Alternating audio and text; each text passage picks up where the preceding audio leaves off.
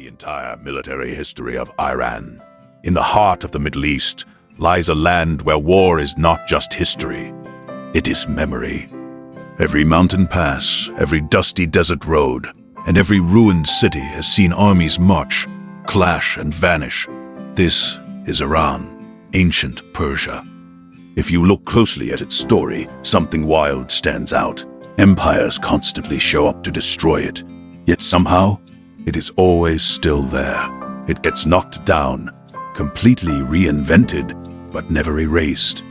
Honestly, I can barely recover from a mild cold, and this country has survived the Mongols. To understand why, we have to start chronologically. We are looking at a 500-year evolution of combat, from dudes on horses to remote-controlled drones. So, grab your history helmets. We are taking a wild 500-year ride through the entire military history of Iran. From Cyrus the Great pulling off the ultimate ancient heist to modern-day drone warfare and proxy battles, discover how a nation survived empires, invasions, and its own revolutions by constantly changing the rules of war. If you want more fascinating stories like this, subscribe, like, and share to keep the Persian fire burning. The ancient masterminds, Cyrus to Alexander. To understand modern Iran, you have to look at the guy who basically invented its playbook. Around 550 BCE, the Middle East was controlled by powerful kingdoms like the Medes, the Lydians, and the Babylonians. They ruled through absolute fear. Enter Cyrus II. You probably know him by his much cooler rap name, Cyrus the Great. Cyrus the Great, the OG empire builder. Cyrus was a Persian vassal king who decided he was tired of paying rent. His first war wasn't against a foreign empire. It was against his own overlords, the Medes. This was a massive gamble. Instead of just charging in blind, Cyrus fought smarter. He turned the Median allies against their own king. It's like getting the opposing football team's defense to casually walk off the field before the snap. Internal betrayal weakened the Median army before the final battle even began. The Medes collapsed, and Persia was suddenly a rising power. Next up was Babylon. Babylon was the New York City of the ancient world, heavily fortified and practically invincible. Instead of throwing bodies at the massive city walls, Cyrus pulled off a legendary heist. He had his engineers divert the Euphrates River. This lowered the water levels just enough, so his troops could literally walk through the riverbed under the city walls at night. No massive destruction, no awful siege. Babylon fell while most people were probably asleep. Cyrus created a completely new model of empire. He respected local cultures, kept populations stable, and expanded efficiently. It made Persia incredibly hard to resist, but as anyone who has ever thrown a successful house party knows, eventually the cops, or in this case, the Greeks, show up. The first global superpower war, Persia versus Greece. By the time Darius I took over, Persia stretched from India to the edges of Europe. But a bunch of rowdy Greek city-states refused to submit. They kept supporting revolts in Persian territories, which is the ancient equivalent of leaving flaming bags of garbage on your neighbor's porch. Persia wanted to crush the rebellion and send a message. At the Battle of Marathon, 490 BCE, things did not go as planned for Persia. The Persians rolled up with around 25,000 troops, expecting an easy win against 10,000 Athenian hoplites. Instead, the Greeks charged. Heavily armored infantry smashed into the Persian lines, breaking them in close combat. The Persians had to run. It wasn't just a loss, it was a massive embarrassment. 10 years later, King Xerxes I returned with overwhelming force. At the Battle of Thermopylae, 480 BCE, a tiny Greek force led by Spartan King Leonidas held off hundreds of thousands of Persians in a narrow mountain pass. The Spartans held out for days before Persia finally broke through, but the real turning point was Salamis. Persia's massive navy got lured into narrow waters. The smaller, highly maneuverable Greek ships trapped them. The Persian fleet was shredded. Persia's westward expansion was officially over. For the first time, they met an enemy they couldn't just absorb or outsmart. The shocking fall. Enter Alexander the Great. 2 generations later, a young Macedonian king with zero imposter syndrome showed up. Alexander the Great wanted glory, land, and revenge. At the Battle of Issus, 333 BCE, Alexander used his mobility. Persian King Darius III had a massive army, but Alexander struck directly at the king's personal guard instead of fighting the whole army. Darius panicked and fled. When the boss runs away, the employees generally stop working. Persian morale collapsed. Then came Gaugamela, 331 BCE. This was Persia's last stand. Darius prepped a flat battlefield, perfect for his scary scythe chariots. But Alexander adapted. He faked a move, created a gap in the Persian line, and drove a cavalry wedge straight through it. Darius fled times again. The Persian Empire collapsed, and Persepolis burned. But Persian culture survived, and within a century they would be back for revenge. The empires struck back: Parthians, Sasanians, and gunpowder. After Alexander's empire fractured, a new Persian power rose from the ashes, the Parthians. And they were about to give Rome a very bad day. The Parthian revenge. Humiliating Rome. Rome was expanding east, and Parthia controlled all the good trade routes. A clash was inevitable. Rome sent a general named Crassus, a guy who had way more money than military sense, to conquer them. At the Battle of Cara, 53 BCE, Rome walked into a brutal trap. The Romans expected to fight heavy infantry. Instead, Parthian horse archers surrounded the slow-moving Roman legions. They rode in circles, firing arrows constantly, and staying just out of reach. This is where the term Parthian shot comes from, firing backward while riding away. Roman formations broke. Crassus was killed. Rome was absolutely humiliated. Parthia proved a critical point. Heavy, slow power can easily be defeated by speed and mobility. The Sasanian superpower and the Arab conquest of Parthians were eventually swapped out for the Sasanian Empire. These guys were centralized, aggressive, and constantly beefing with Rome and Byzantium. At the Battle of Edessa, 260 CE, Persian King Shapur I did the unthinkable. He captured the Roman Emperor Valerian alive. Catching a Roman emperor was like capturing a mythological beast. It proved Persia was firmly Rome's equal. But centuries of fighting exhausted both empires, and in the 7th century, a completely new force emerged from the desert: Islamic Arab armies. At the Battle of Al-Qadisiyah, 636 CE, Sasanian war elephants initially terrified the Arab troops. But the Arabs adapted, targeting the animals directly to spread chaos. The Persian line collapsed. Within a few years, Persia was conquered. But instead of being erased, Persia absorbed Islam and completely reshaped it with their own deep culture. The Mongol apocalypse and the Safavid turning point. If you think bad days are over, enter the Mongols. In the 13th century, cities like Nishapur and Baghdad were completely wiped off the map. This wasn't just war, it was an apocalypse. Persia's political structure was obliterated, but somehow the culture endured. In 1501, the Safavid dynasty took over and changed everything. They declared Shia Islam the state religion, instantly setting Iran apart from its Sunni neighbors. This led to a massive clash with the Ottoman Empire at the Battle of Chaldiran, 1514. The Ottomans brought gunpowder and cannons. The Safavids brought horses and swords. You don't need a military degree to know how that ends. The Safavids got crushed. The outcome? Iran realized they desperately needed to modernize. Gunpowder became the new standard. Fast forward to the 1700s, and Nader Shah temporarily makes Iran a powerhouse again. He even marched into India and sacked Delhi.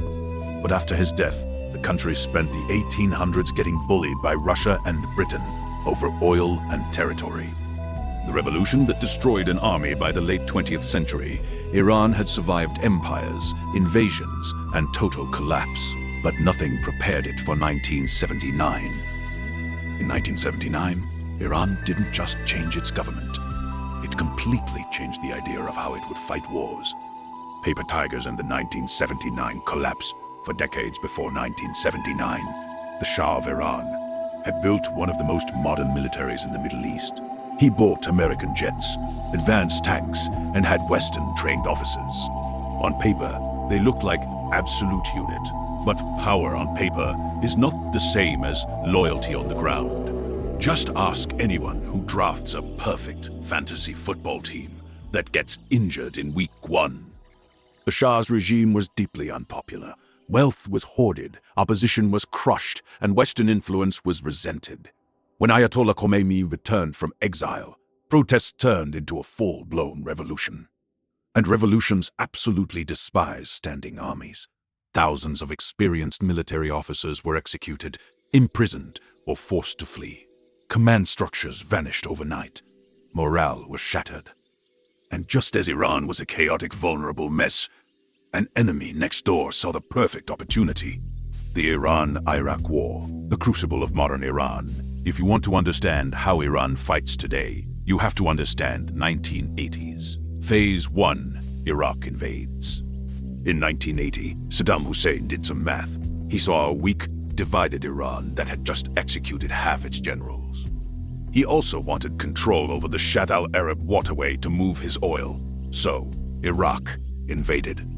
Iraq had a well-equipped, Soviet-backed army and a strong air force. Iran had a disorganized military duct-taped, together with newly formed revolutionary forces. Iraqi forces pushed deep into Iranian territory. Iran had a disorganized military duct-taped together with newly formed revolutionary forces. Iraqi forces pushed deep into Iranian territory. Very deep. Cities were bombed and air bases were targeted. But Iraq severely underestimated one thing: the ideological motivation of a nation defending its revolution. Phase 2. Human wave warfare at the Battle of Khorramshahr, 1980 to 1982. The tide turned. Iraq captured the city after brutal urban combat, but Iran regrouped. Revolutionary Guards, regular army and regular citizens pushed back house by house until they retook the city. Iran went from playing defense to playing offense. But Iran lacked modern equipment, so they relied on what they had: people. This led to human wave attacks. Thousands of volunteers, many tragically young, were sent forward in massive, terrifying assaults. They cleared minefields with their feet. They overwhelmed Iraqi positions purely through numbers. The casualty counts were absolutely devastating. At the Majun Islands in 1984, Iran launched amphibious assaults into marshlands. They gained ground, but Iraq responded by deploying mustard gas and nerve agents. Iran held the territory, but the horrific cost left a permanent psychological scar on the nation's leadership. Phase 3. Total war by the mid-1980s. The gloves were completely off. Cities were bombed in the War of the Cities. Oil tankers were blown up in the Persian Gulf. Even the United States got involved to protect shipping routes. By 1988, both sides were bleeding out. Millions were dead or wounded, with no clear winner. Iran finally accepted a ceasefire. The outcome: Iran learned a brutal lesson. They could never again rely on conventional, head-to-head warfare. They needed something cheaper, more flexible, and highly unpredictable. The birth of a new military strategy. After the Iran-Iraq War, Iran rebuilt its forces, but they totally changed the blueprint. Instead of buying fleets of expensive fighter jets, which get shot down, or massive tanks which get blown up, they invested in asymmetric warfare. The Islamic Revolutionary Guard Corps, IRGC, became the true core of Iran's military power. Proxy warfare, fighting without being there. Iran remembered the lessons of the Parthians. Fighting a stronger power head-on is a great way to lose. So, they changed the location of the battlefield. Instead of fighting enemies directly, Iran started funding, training, and equipping proxy groups across the Middle East. It is basically the geopolitical version of making your little brother go fight the neighborhood bully while you watch from the living room window. They built networks in Lebanon, Iraq, Syria, and Yemen. This allowed Iran to project massive influence and bleed its rivals without ever officially declaring a full-scale war. The shadow war with Israel and the US over time, Iran's biggest rivalries, boiled down to Israel and the United States. Before 1979, the US and Iran were buddies. After the revolution, not so much. During the Iran-Iraq War, a major turning point happened in 1988. After an American ship struck an Iranian mine, the US launched Operation Praying Mantis. The US Navy absolutely demolished Iranian ships and oil platforms. It was a massive wake-up call for Tehran. Direct war with the US meant immediate destruction. So, indirect strategy became the only strategy. With Israel, it became a shadow war. No official declarations of war. No official declarations of war. Just a messy, constant back and forth of airstrikes, cyber attacks, assassinations, and proxy conflicts. In places like Syria, Iran moves weapons, and Israel bombs the warehouses. It is a violent, high-stakes game of whack-a-mole that never ends. The missile age and modern conflict. To protect itself without an air force, Iran leaned heavily into missiles. By the 2000s, they had built a massive arsenal of ballistic missiles, cruise missiles, and cheap, effective suicide drones. Why? Because missiles don't need air superiority. You press a button, and they strike hundreds of miles away. By the mid-2020s, the line between indirect and direct war started blurring. The shadow war escalated. Missiles crossed borders. Drones struck oil infrastructure. The battlefield isn't a single trench anymore. It is everywhere at once. The strategy remains the same. Avoid direct destruction. Stretch the enemy out. Use geography and proxy alliances. Endure longer than your opponent. If you look back 2,500 years, the pattern is obvious. From cavalry fighting Rome, to gunpowder against the Ottomans, to drones against modern superpowers. The tools changed, but the mindset never did. Iran is still adapting, still fighting, still surviving. But for the first time in history, the battlefield isn't just regional, it's global. Finally, many of you asked me the following questions, which I want to respond here in brief. 1. Why did the 1979 revolution weaken Iran's military so badly? Revolutions run on suspicion.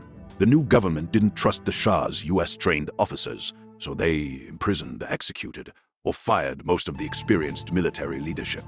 It left the army disorganized right before Iraq invaded. 2. What is proxy warfare?